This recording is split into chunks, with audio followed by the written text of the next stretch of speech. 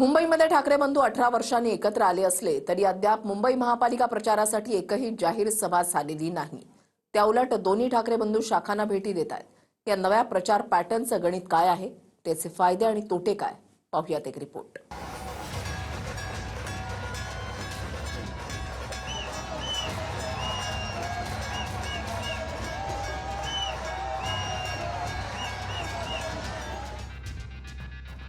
मुंबईत महायुतीमधून देवेंद्र फडणवीस आणि एकनाथ शिंदेंनी सभांचा धडाका सुरू केलेला असताना ठाकरे बंधूंची अद्याप एकही सभा झालेली नाही।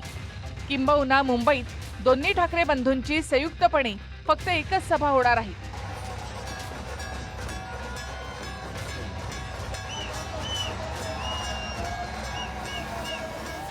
मुंबईत ठाकरेंच्या सभा का होत नाहीत यावरून सोशल मीडियामध्ये बऱ्याच चर्चाही होत आहेत। जाहीर सभांऐवजी ठाकरेंनी मुंबईमध्ये शाखांच्या भेटींवर लक्ष केंद्रित केलंय।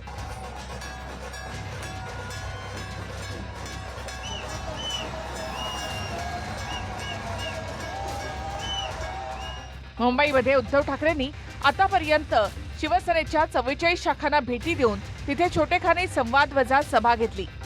राज ठाकरे यांनी 36 शाखांना, आदित्य ठाकरेंनी 46 शाखांना, तर राज ठाकरे यांचे पुत्र अमित ठाकरे यांनी 39 शाखांना भेटी दिल्या।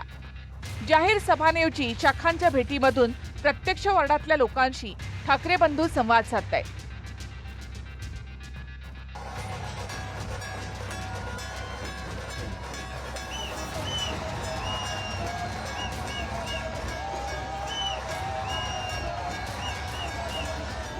मात्र या प्रचाराच्या नव्या पद्धतीचा फायदा होईल की नुकसान, यावर राजकीय जाणकारांमध्ये दोन मतं आहेत। काहींच्या मते जाहीर सभांमधून जी वातावरण निर्मिती होते त्याचा फायदा उमेदवारांसहित पक्षाला होतो। त्यामुळे ठाकरेंनी जाहीर सभा न घेणं हे तोट्यात जाऊ शकतं। काहींच्या मते मुंबईतल्या दोन्ही सेनांच्या शक्तीचा केंद्रबिंदू या शाखा आहेत। त्यांच्या भेटींमुळेच संघटनेला बळ मिळतं। तुर्तास ठाकरे बंधूंच्या या नव्या प्रचार पॅटर्नचं काय होईल याचं उत्तर निकालाच्या वेळी मिळेल। कारण मुंबईमध्ये काय होतंय यासाठी फक्त महाराष्ट्राचंच नव्हे तर संपूर्ण देशाचंही लक्ष लागून राहिलंय। Bureau report, TV9 Marathi.